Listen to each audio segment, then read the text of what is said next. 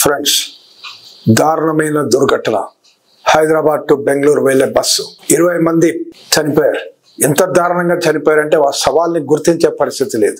ఇప్పుడు ఆ చుట్టాల DNA అవన్నీ తీసుకుని టెస్ట్ చేస్తే తప్ప ఐడెంటిఫై చేయలేని పరిస్థితి. ఇంత దారుణం.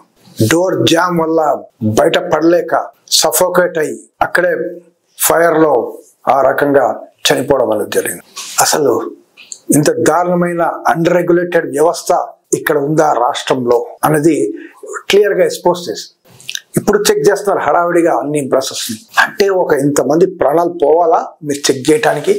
ఇన్నాళ్ళు పడుకున్నారా, లేకుంటే ఆమ్యామ్యంలో మర్చిపోయారా అనేది జనాలు అడుగుతున్నారు.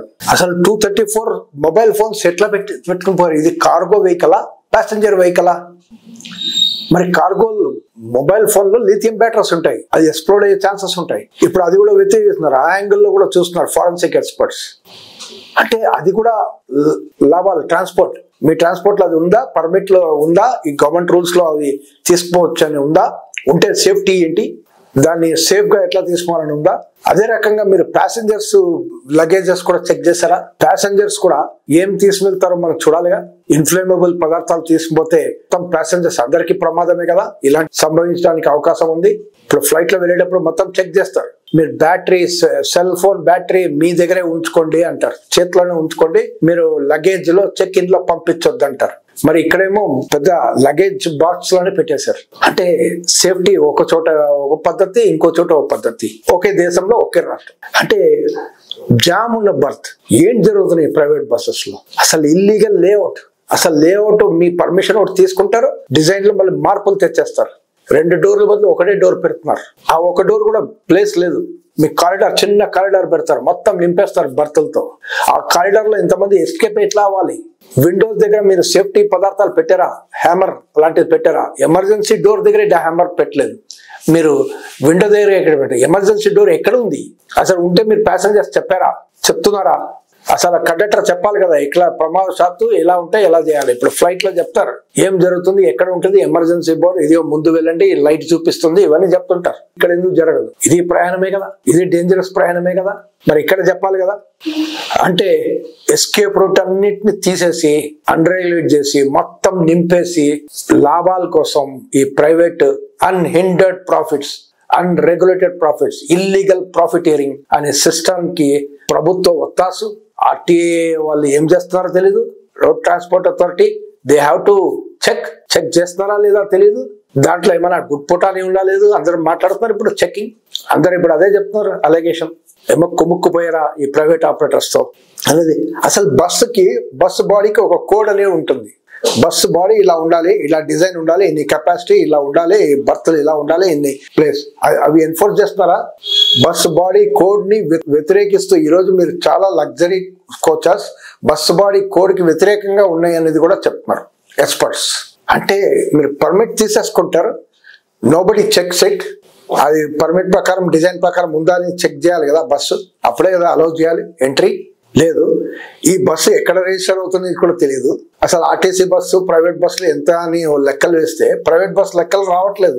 ఎందుకంటే ఇక్కడ రిజిస్టర్ అవ్వట్లేదు. గోవా, డామన్, డయ్యూ, ఒరిస్సా అండ్ మీకు అరుణాచల్ ప్రదేశ్ లో కూడా రిజిస్టర్ అయ్యి ఇక్కడ ఆల్ ఇండియా పర్మిట్ తీసుకొని ఇక్కడ నడుపుతున్నారు.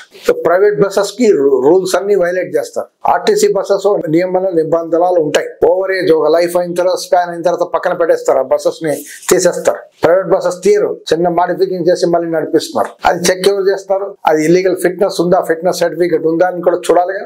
ఆర్టీసీ ఏమో బస్సెస్ వెళ్ళిపోతుంది, డిప్లీట్ అయిపోతుంది. డిప్లీట్ అయితే కొత్త బస్సు ఎప్పుడో ఆర్డర్ ఇస్తారు, అది ఎప్పుడో వస్తుంది. ఆర్డర్ ఇచ్చారా లేదా తెలియదు, కానీ అప్పటి వరకు ఎవరు నింపుతారు?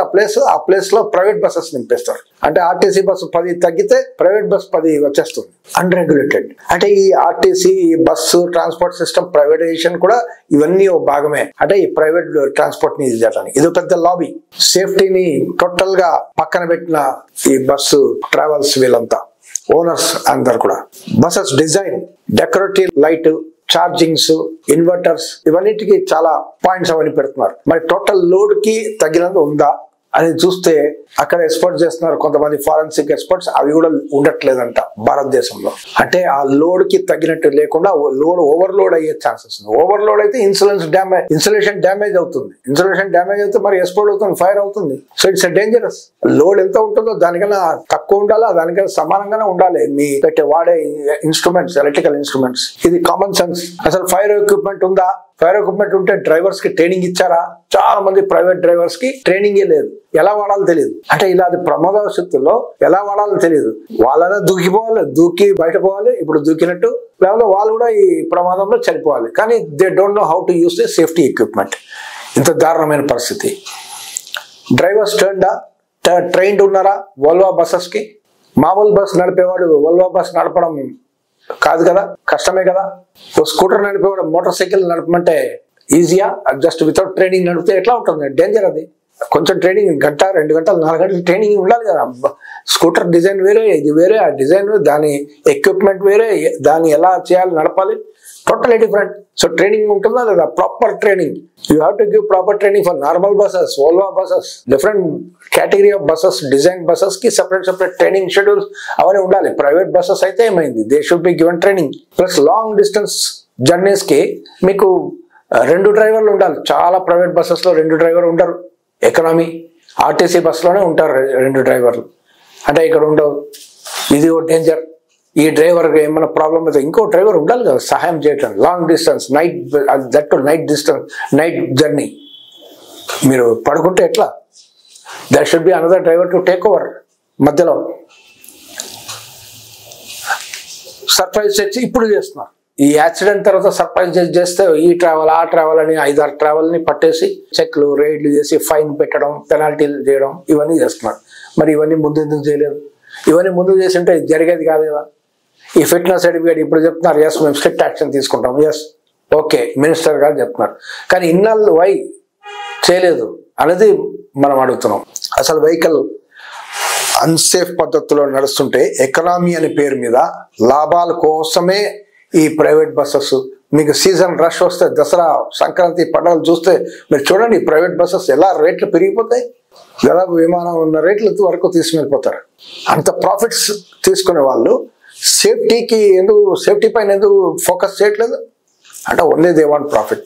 ఎంత బర్త్ ఉండాలో అంత బర్త్ కాకుండా ఇంకా ఎక్కువ బర్త్లు పెట్టించడం, ఎగ్జిట్ దారిని కూడా మూసేయడం, ఎమర్జెన్సీ ఎగ్జిట్ కూడా లేకపోవడం, ఫుల్ భర్తీ చేయాలంతే. ఎక్కువ మందిని గొర్రెల్లాగా తీసుకుపోవాలి. ఇది ఈ ప్రైవేట్ బస్సెస్ ఒక దారుణమైన స్కామ్. ఇది క్రిమినల్ స్కామ్ అని కూడా చెప్పచ్చు మనం. ఇవన్నీ మనం చూస్తున్నాం. ఇంతకుముందు 20 సంవత్సరాలు 40 సంవత్సరాల ముందు ఇవన్నీ జరిగేది కాదు. ఈ సరళీకరణ విధానాలు అయిన తర్వాత ఇవన్నీ ఎక్కువ అవుతున్నాయి. ఏంటి సరళీకరణ విధానాల్లో మొత్తం ప్రైవేటైజేషన్. అంటే ప్రైవేట్ అన్రెగ్యులేటెడ్, మార్కెట్కి వదిలేయి. అంటే ప్రభుత్వం గవర్నమెంట్ గవర్నెన్స్ తగ్గిపోతుంది. గవర్నమెంట్ పెద్ద పాత్ర వహించదు. అంతే మార్కెట్ వెళ్తూ ఫ్రీ మార్కెట్ ఎకనామీ. సో ఈ ఫ్రీ మార్కెట్ అంటే ఇట్లా ఉంటుంది, అన్రెగ్యులేటెడ్ ఉంటుంది. దానిపైన regulatory authority, regulation, standard, checks ఇవన్నీ చేస్తారా? లేదు. ఎందుకంటే private, they can do anything. Jungle raj. ఆ జంగల్ రాజ్ వల్ల ఈ 20 మంది ఈ రకంగా మనం డైలీ ఎన్నో యాక్సిడెంట్స్ చూస్తున్నాం. ఇది ఒక పెద్ద డ్రామాటిక్ గా జరిగింది. బస్సెస్ యాక్సిడెంట్స్ రెగ్యులర్ గా జరుగుతుంటాయి, మనం చూస్తుంటాం. చాలా మంది ఇంజ్యూర్ అవుతుంటారు, చాలా మంది చనిపోతుంటారు ప్రమాదవశాత్తు. అయినా రెగ్యులేషన్ లేదు, చెక్స్ లేదు, మానిటరింగ్ లేదు. ఇది ఇప్పుడైనా చేస్తారా ప్రభుత్వం?